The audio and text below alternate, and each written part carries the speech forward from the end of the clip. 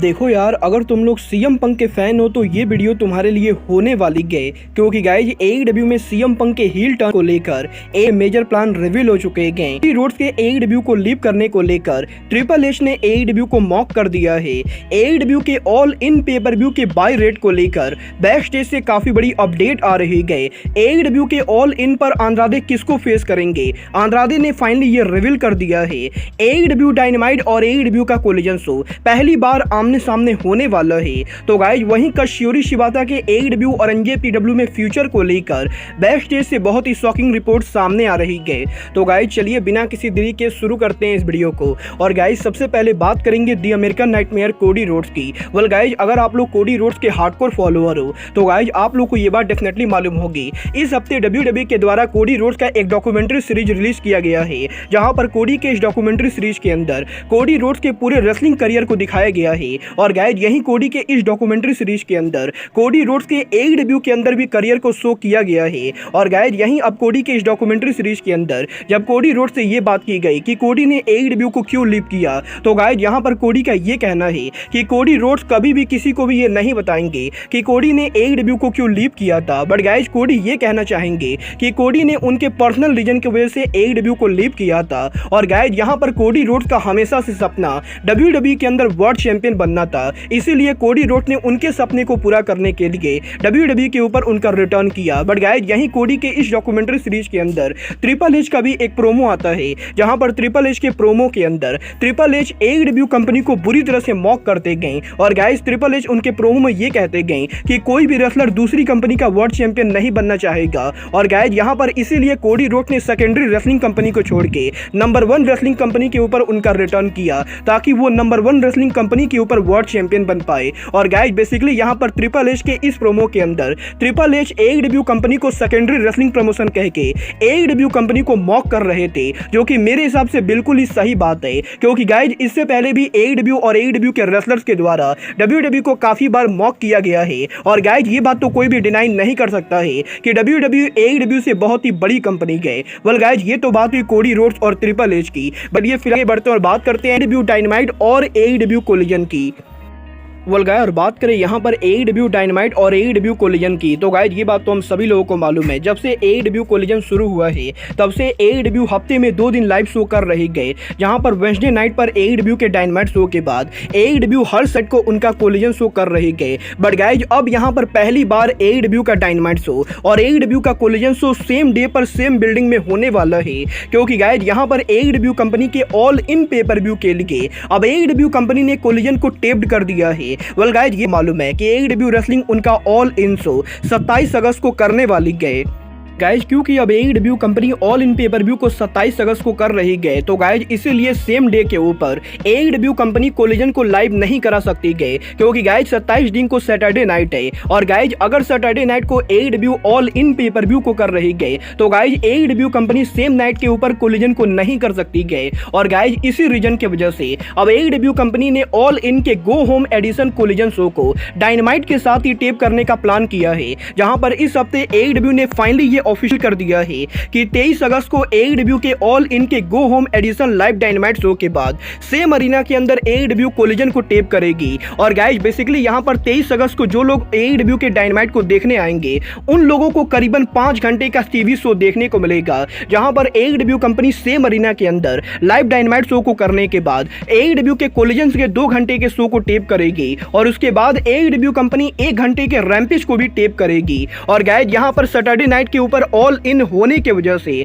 अब एईडब्ल्यू को कोलिजन और डायनामाइट दोनों को सेम डे पर करना पड़ा है।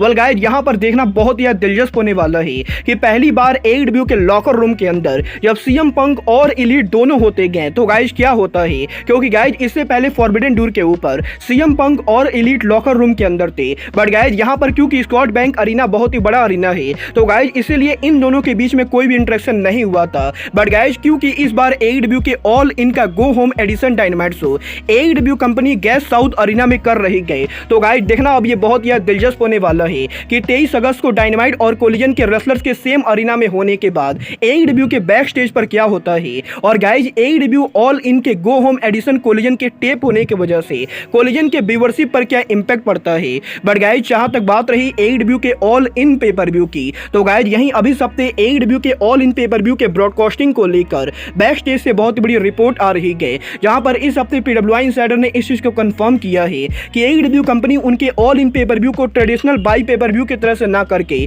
बल्कि केबल टीवी के ऊपर ले जाने वाली गए। और गाइस यहां पर अमेरिका के अंदर डायरेक्ट टीवी के ऊपर AEW कंपनी उनके ऑल इन पेपर व्यू को ब्रॉडकास्ट करेगी, जहां पर यहां पर अमेरिका में डायरेक्ट टीवी के ऊपर जिनको भी AEW का ऑल इन पेपर व्यू देखना है उन्हें ऑल इन पेपर व्यू के लिए $50 अलग से पे करने पड़ेंगे। और गाइस यहां पर यह पहली बार हो रहा है जब AEW कंपनी उनके किसी पेपर व्यू को केबल स्टेशन टीवी के ऊपर ले जा रही है। वेल गाइस देखना बहुत ही दिलचस्प होने वाला है कि ऑल इन के लिए AEW ने ये जो नया तरीका निकाला है इस तरीके से AEW को कितना फायदा होता है। बट गाइस चलिए फिलहाल अब बात करते हैं ऑल इन पेपर व्यू पर एल इडोलो के पॉसिबल मैच की।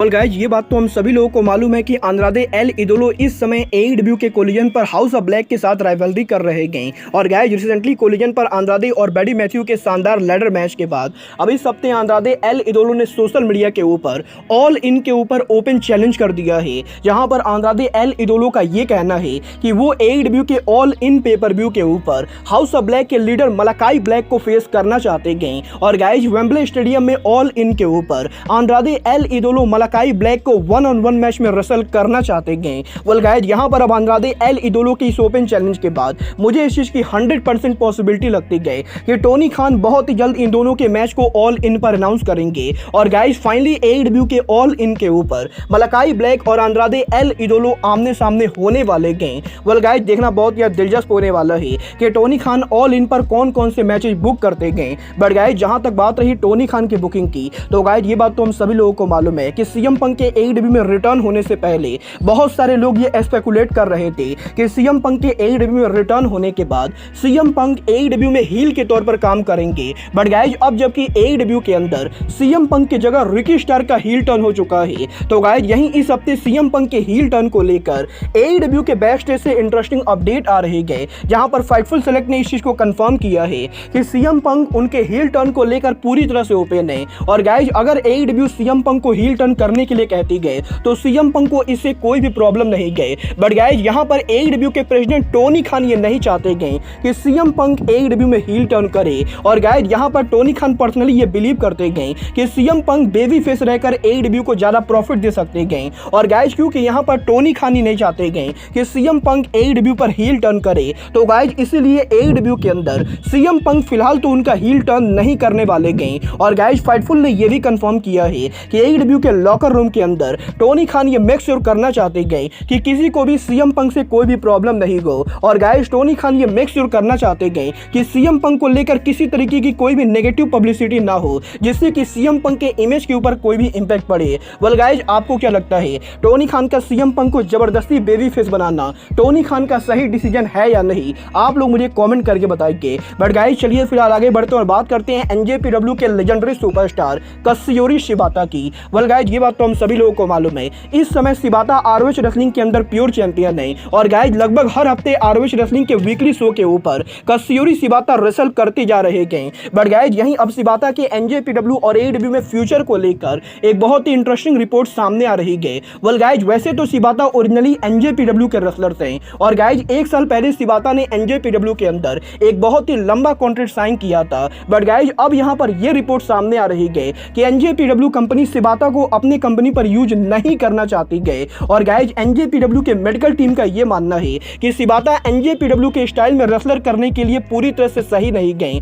और गाइस NJPW कंपनी का अब यह मानना है कि उन्हें कात्सुयोरी शिबाता से कुछ भी लेना देना नहीं गए। बट गाइस जहां तक बात रही शिबाता के AEW में फ्यूचर की, तो गाइस यहां पर टोनी खान इस समय शिबाता का पूरा खर्चा उठा रहे हैं। और गाइस यहां पर फिलहाल के लिए AEW के अंदर कात्सुयोरी शिबाता ROH और AEW के साथ काम करेंगे। और गाइस यहां पर फाइटफुल ने इस चीज़ को कंफर्म किया है कि कत्सुरी शिबाता हमेशा के लिए अमेरिका में मूव कर चुके गए और वो AEW के बैक स्टेज के ऊपर काफ़ी टाइम रेसलर्स को ट्रेन भी करते गए। और गाइज फिलहाल के लिए AEW के अंदर अब शिबाता परमानेंटली बेसिस पर काम करने वाले गए। वेल गाइज मैं तो पर्सनली शिबाता को NJPW में देखना चाहता था, बट गाइज अगर NJPW के मैनेजमेंट ही शिबाता को नहीं लाना चाहती गए तो गाइज देखना बहुत ही दिलचस्प होगा कि टोनी खान शिबाता को ROH और AEW में कैसे यूज करते गए। बट गाइज फिलहाल के लिए अब आज के इस वीडियो में बस इतना ही। मैं मिलता हूं आपसे अपने अगले वीडियो में। बट गाइज तब तक के लिए goodbye, good night and bang.